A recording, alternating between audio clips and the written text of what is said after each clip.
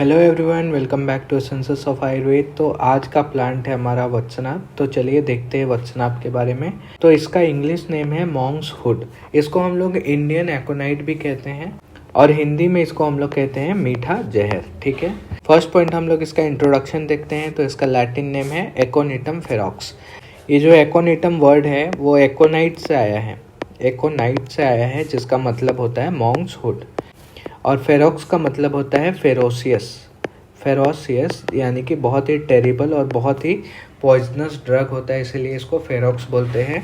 इसकी फैमिली है रेननक्लेसी फैमिली और इसका कुल है वत्सनाप कुल। सेकेंड पॉइंट हम लोग इसके क्लासिफिकेशन के बारे में देखते हैं। तो चरक ने इसको कहीं मेंशन नहीं किया है, भाव प्रकाश ने इसको धातु आदि वर्ग में यानी जो धातु आदि वर्ग में मेंशन किया है। थर्ड पॉइंट हम लोग देखते हैं इसके पर्याय के बारे में। तो सबसे पहले इसका बेसोनिम। तो इसका जो ट्यूबर होता है एकोनिटम फेरॉक्स का, it resembles like the umbilicus of the काफ। जो गाय का बच्चा होता है उसके अम्बिलिकस से ये रिजेंबल करता है, इसलिए हम लोग इसको वत्सनाप कहते हैं। नेक्स्ट हम लोग पर्याय देखते हैं। फर्स्ट पर्याय है हमारा विषम। विषम क्यों कहते हैं? क्योंकि बहुत ही पॉइजनस ड्रग होता है और ये हमारे बॉडी में बहुत ही तेजी से स्प्रेड करता है। नेक्स्ट पर्याय है हमारे पास छ्वेड। छ्वेड क्यों कहते हैं? बिकॉज जो भी वत्सनाप को कंज्यूम करता है वो अनकॉन्शियस हो जाता है, इसलिए इसको छ्वेड कहते हैं। और नेक्स्ट है गरल। गरल विष का भी पर्याय है। तो ये बहुत ही जहरीला होता है, बहुत ही पॉइजनस होता है। जो आदमी इसको कंज्यूम करता है उसको ये मार देता है। ठीक है, नेक्स्ट पॉइंट हम लोग देखते हैं इसके रस पंचक के बारे में। तो इसका रस है मधुर रस। इसमें बहुत सारे गुण होते हैं, जैसे रुक्ष गुण, तीक्ष्ण गुण, लघु गुण, विकासी और सूक्ष्म और व्यवायी गुण होता है। इसका विपाक मधुर होता है और वीर्य में ये उष्ण होता है। तो ये मधुर उष्ण होता है। ठीक है, नेक्स्ट इसके हम लोग कर्म को देखते हैं। तो ये दोषों पे कैसा कर्म होता है इसका? तो ये त्रिदोष शामक होता है। त्रिदोष शामक कैसे होता है ये देखते हैं। तो ये वात का शमन कैसे करेगा? अपने उष्ण वीर्य, मधुर विपाक और मधुर रस से ये वात का शमन करेगा। पित्त का शमन कैसे करेगा? तो ये पित्त का शमन जो है वो मधुर विपाक और मधुर रस से पित्त का शमन करेगा। और कफ का शमन कैसे करेगा? तो उष्ण वीर्य से ये कफ का शमन करेगा। ठीक है, नेक्स्ट अदर कर्म हम लोग देखते हैं। इसका प्रधान कर्म तो स्वेद जनक है। ये बहुत ही प्रोफ्यूजली स्वेटिंग कराता है, जिसके वजह से बॉडी का टेम्परेचर कम होता है और ज्वर का नाश करता है। ये बहुत ही अच्छा ज्वरग्न है। क्यों है? क्योंकि ये इसमें बहुत ही अच्छा स्वेद जनक प्रॉपर्टी होता है। नेक्स्ट ये शोथहर भी होता है, दीपन होता है, पाचन होता है और वेदना को भी हरता है। ठीक है, नेक्स्ट इसके कौन से पार्ट यूज करते हैं हम लोग मेडिसिनल पर्पस के लिए? तो मूल यूज करते हैं, रूट। नेक्स्ट पॉइंट हम लोग देखते हैं इसके गुण और कर्म। तो भाव प्रकाश ने कोई भी श्लोक नहीं दिया इसके लिए, तो हम लोग राज निघंटु से ये श्लोक देखेंगे। वत्सनाभो अति मधुरा। तो हमने देखा कि मधुर रस का होता है स उष्ण, उष्ण वीर्य का होता है वात कफ पहा, मतलब वात का और कफ का शमन करता है, नाश करता है। नेक्स्ट लाइन है कंठ रुक सन्निपातघ्न, यानी जो भी कंठ रोग होता है, रुजा होता है, शूल होता है या फिर जो भी सन्निपातज रोग होते हैं उनका नाश करता है ये। फिर पित्त संताप कारक, पित्त को बढ़ाता है और संताप को इंक्रीज करता है, यानी कि टेम्परेचर इंक्रीज करता है। नेक्स्ट इसके रोगनता देख लेते हैं वापस। तो ज्वर में, शोथ में, अग्निमांद में, वेदना युक्त विकार में, वेदना युक्त जिसमें भी पेन होता है उसमें, और कास में यानी कफ में हम लोग वत्सनाप को दे सकते हैं। नेक्स्ट पॉइंट हम लोग फाइटो कॉन्स्टिट्यूएंट देखते हैं। तो रूट में इसके एकोनिटीन होता है, स्यूडो एकोनिटीन होता है और इंड एकोनिटीन होता है। तो ये इंपॉर्टेंट 3 केमिकल होते हैं, एकोनिटीन, स्यूडो एकोनिटीन और इंड एकोनिटीन। नेक्स्ट इसके फार्माकोलॉजिकल एक्शन देखते हैं। तो फेब्रिफ्यूज होता है, अगेन वो ज्वर का नाश करता है, फीवर को कम करता है, तो फेब्रिफ्यूज। फिर नेक्स्ट है इसका एंटी डायरियल होता है, स्पाज्मोजेनिक होता है, स्पाज्म क्रिएट करता है। ये साइको स्टिमुलेंट होता है, अगेन सीएनएस को स्टिमुलेट करता है। कार्डियक स्टिमुलेंट होता है, यानी कि टेकिकार्डिया, हाइपरटेंशन कॉज करता है। फिर एनाल्जेसिक प्रॉपर्टी होती है, पेन को ख़त्म करता है। डाइफोरेटिक, जैसे स्वेद जनन, बहुत ज़्यादा स्वेटिंग कराता है। और इरिटेंट पॉइजन के अंदर ये आता है, इसलिए इरिटेंट भी होता है। नेक्स्ट पॉइंट हम लोग इसके हैबिटेट के बारे में देखते हैं। तो it is found in alpine and सब एल्पाइन वेस्टर्न हिमालयन रीजन में ये पाया जाता है। कितने हाइट पे? 6000 to 10,000 फीट एल्टीट्यूड पे ये पाया जाता है। नेक्स्ट पॉइंट हम लोग इसके मॉर्फोलॉजी देखते हैं। तो फर्स्ट है हैबिट। तो ये एक हर्ब होता है, ठीक है, हर्ब यानी कि छूप होता है, ठीक है। नेक्स्ट इसका हम लोग रूट देखें तो ये बाइनियल होता है, पेयर्ड होता है और ट्यूबरस होता है।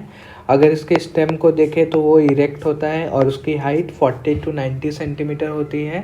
उसके लीव्स को देखें तो वो बहुत ही स्कैटर्ड होते हैं और डिस्टेंट होते हैं।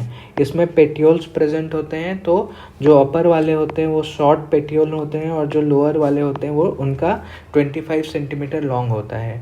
नेक्स्ट इसके इन्फ्लोरेसेंस को देखें तो वो रेसीम इन्फ्लोरेसेंस होता है। इसके फ्लावर्स को देखें तो स्लेंडर होता है और पेडिकल्स प्रेजेंट होते हैं जो कि इरेक्ट होता है फ्लावर। इसके सेपल्स को देखें तो वो ब्लू होता है, हेरी होता है और हेलमेट शेप होता है। और इसके कार्पेल्स को देखें तो 5 इन नंबर होते हैं। इसके फ्रूट्स को हम लोग देखें तो फॉलिकल फ्रूट टाइप होता है, ठीक है। और इसके सीड्स को देखें तो ओवोवॉइड टू पिरामिडल शेप के होते हैं इसके सीड्स। नेक्स्ट हम लोग सबसे इम्पॉर्टेंट आमिक प्रयोग देखते हैं, कैसे हम लोग वत्सनाभ को पेशेंट में हम लोग एडमिनिस्टर करते हैं। तो पहला, अगर जीर्ण ज्वर का पेशेंट आता है यानी क्रॉनिक फीवर का पेशेंट आता है तो चूर्ण देते हैं प्रिपेयर्ड फ्रॉम लोध्र, चंदन, वच्चा और वत्सनाभ। ये चार लोध्र, चंदन, वच्चा और वत्सनाभ से प्रिपेयर किया हुआ चूर्ण देते हैं, शुगर के साथ, घी के साथ और दूध के साथ मिला के देते हैं, तो वो क्रॉनिक फीवर में बेनिफिशियल होता है। नेक्स्ट इसको रसायन बोला गया है। तो चरक ने चिकित्सा स्थान में रांद्र रसायने, ये श्लोक में आया है कि वत्सनाभ एक इंग्रेडिएंट है, रांद्र रसायन, इंद्र रसायन का ये इंग्रेडिएंट है, ठीक है, इसलिए इसको रसायन भी बोला है। नेक्स्ट पॉइंट हम लोग इसके डोजेस के बारे में देखते हैं। तो अगर हम लोग चूर्ण लेते हैं तो 30 to 62.5 mg तक लेना है। नेक्स्ट इसके हम लोग फॉर्मुलेशंस को देखते हैं। फर्स्ट है हमारे पास मृत्युंजया रस। तो ज्वर में और वात पित्त ज्वर में हम लोग मृत्युंजया रस देते हैं। सेकेंड है हमारे पास आनंद भैरव रस, जो कि सन्निपात ज्वर में देते हैं। और थर्ड है हमारे पास ज्वर मुरारी रस, जिसको अगेन जीर्ण ज्वर और आमवात में देते हैं।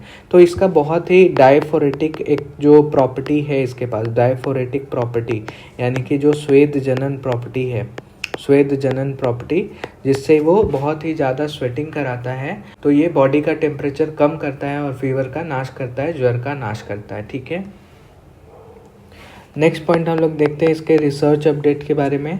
तो जो वत्सनाभ है वो बहुत ही well known ingredient of the Ayurvedic formulation है, वेल नोन इंग्रेडिएंट है वत्सनाभ। It is prescribed as a antipyretic, analgesic, anti rheumatic, appetizer, digestive. तो एंटीपायरेटिक बोला है फीवर को नाश करता है, एनाल्जेसिक बोला है शूल को ख़त्म करता है, एंटी रूमेटिक भी बोला है आमवात में भी यूज़ करते हैं, और एपेटाइजर और डाइजेस्टिव यानी कि दीपन पाचन में भी यूज़ करते हैं, दीपन पाचन के लिए।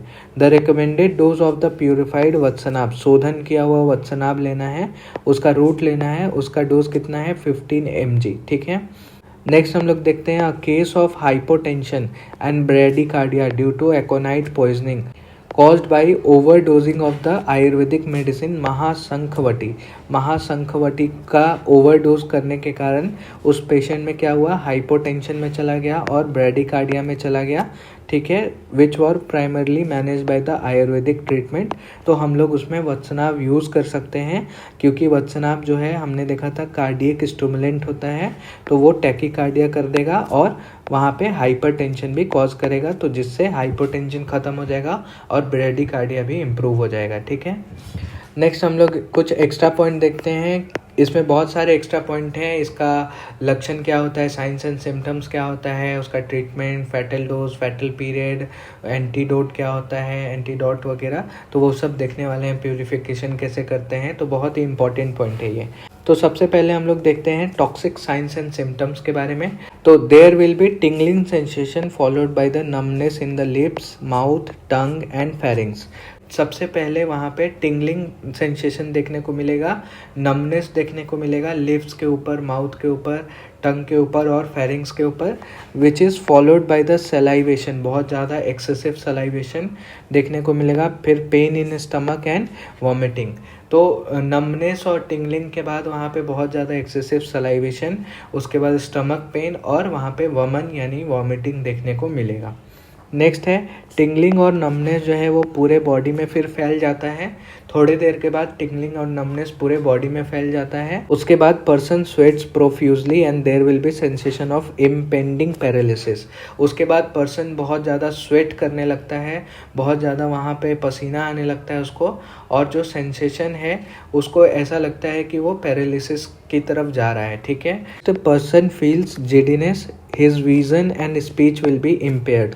तो उसको चक्कर आने लगेगा, भ्रम होने लगेगा, उसका विज़न जो है वो इम्पेयर्ड हो जाएगा, ब्लर्ड विज़न होगा, फिर स्पीच भी स्लर्ड स्पीच हो जाएगी। उसके जो लिम्स होंगे वो भी वीक हो जाएंगे, वो ना ही अच्छे से चल पाएगा और ना ही अच्छे से स्टैंड कर पाएगा।